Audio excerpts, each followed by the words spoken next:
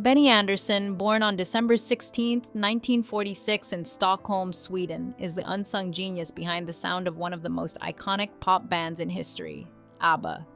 From his humble beginnings in a working-class household, music was always a cherished tradition, and his father's background as an engineer and his grandfather's love for music exposed Benny to harmony at an early age.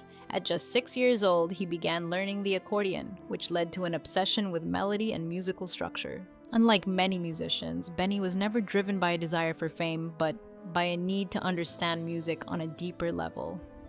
Self-taught on the piano, he would listen to a song once and be able to replicate it by ear, giving him the tools to compose some of the most enduring pop songs of all time.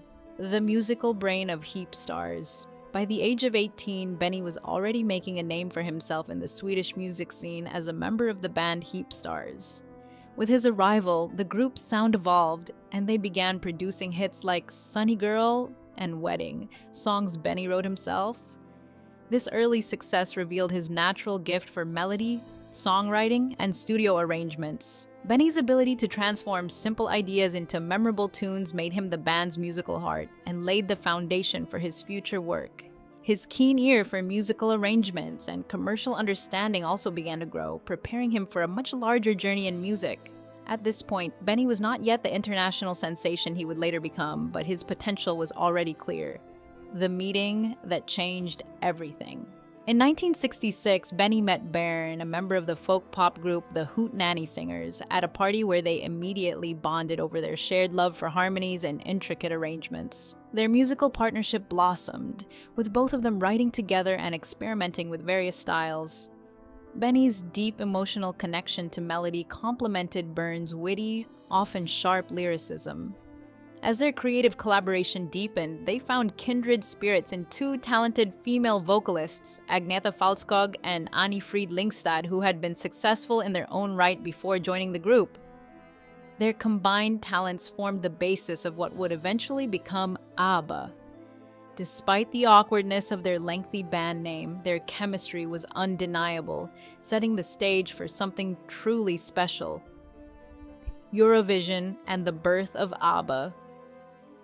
In 1974, ABBA was born with the group's iconic performance at the Eurovision Song Contest. Their song, Waterloo, became a global sensation, catapulting them into international stardom.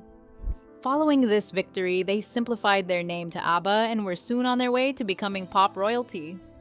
Benny, who had initially sought no recognition, now found himself at the helm of a worldwide music phenomenon. As the sonic architect of ABBA, Benny spent hours in the studio perfecting every detail of their music. His ability to weave complex melodies with catchy pop hooks created a unique sound that balanced joy with underlying sadness. This emotional depth became the hallmark of ABBA's music, a feature that resonated with fans around the world.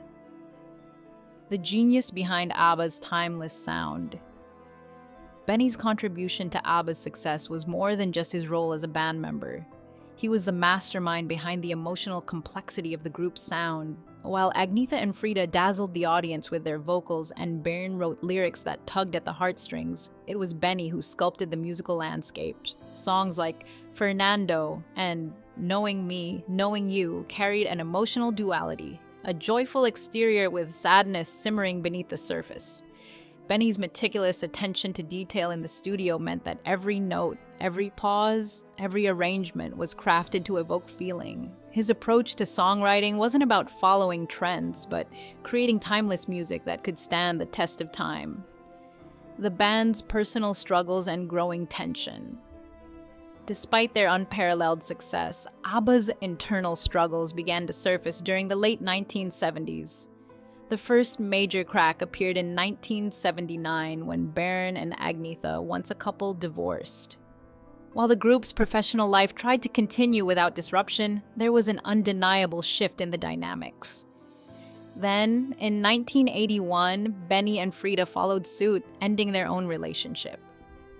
Their love story had been one of the driving forces behind ABBA's sound, and the split left a gaping hole in both the band's personal and professional lives. Benny's perfectionism in the studio, which had once been an asset, now created emotional distance. Frida, who was more expressive and emotional, felt the strain of his detachment, and the emotional fractures became impossible to ignore. The end of ABBA. Exhaustion and silence. In 1982, ABBA released their final studio album, The Visitors. The music, once characterized by its upbeat energy, now carried a heavy, melancholic tone. Songs like When All Is Said and Done and Slipping Through My Fingers were emotionally charged, with themes of loss and personal reflection. This subtle shift reflected what was happening behind the scenes: exhaustion. Benny himself later admitted that the band's decision to stop wasn't due to creative differences or personal betrayal, but because they were simply drained. The constant touring, recording, and maintaining the illusion of joy while their personal lives crumbled took its toll. It wasn't a dramatic breakup, it was a quiet end as the members realized that they could no longer continue without sacrificing their well-being. The silence and speculation around ABBA's breakup.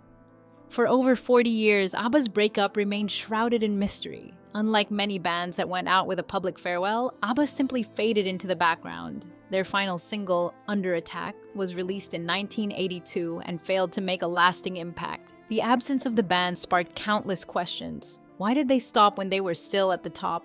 Was it money, personal drama, or a creative conflict that led to their quiet disappearance? For decades, fans speculated about the reasons behind the band's sudden silence, with the members offering vague answers or remaining silent altogether.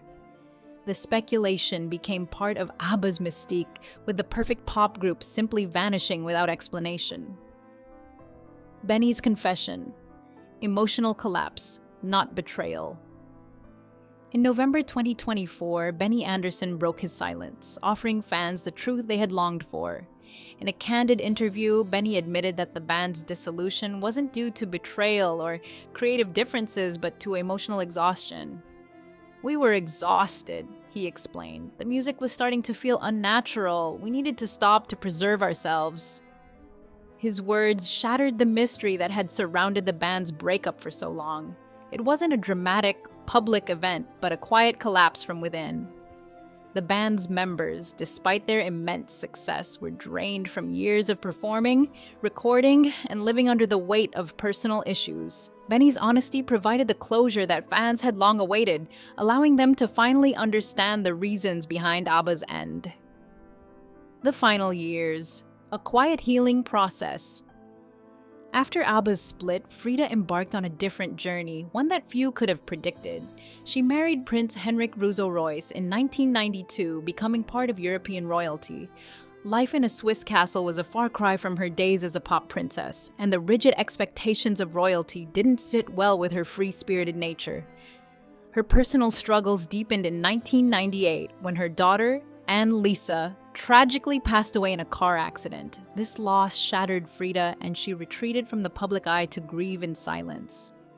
It was during this dark time that Benny reached out to her. Their shared history as bandmates and ex-spouses allowed them to understand each other in ways no one else could.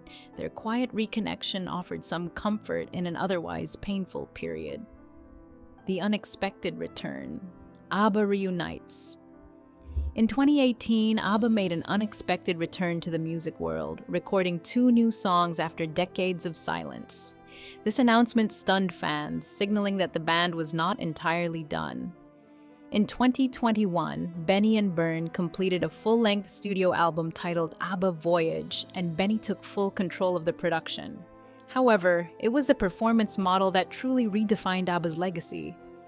Using digital avatars created through motion capture and avatar technology, the band recreated their 1979 selves for a groundbreaking performance in a purpose-built arena in London. This innovative approach to performing allowed ABBA to continue their legacy without the need for a traditional live tour. The success of ABBA Voyage proved that their music, though decades old, still resonated with millions of fans around the world. Benny's emotional reflection on ABBA's legacy. Now at 78, Benny Andersson has spent years reflecting on the emotional toll of ABBA's journey. In recent interviews, he has opened up about the pain he masked through his music.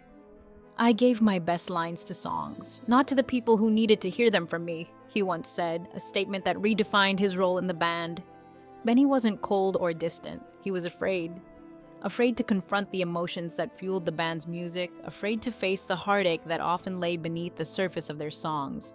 This fear and silence ultimately played a role in ABBA's unraveling, but it also gave birth to some of the most enduring music in pop history.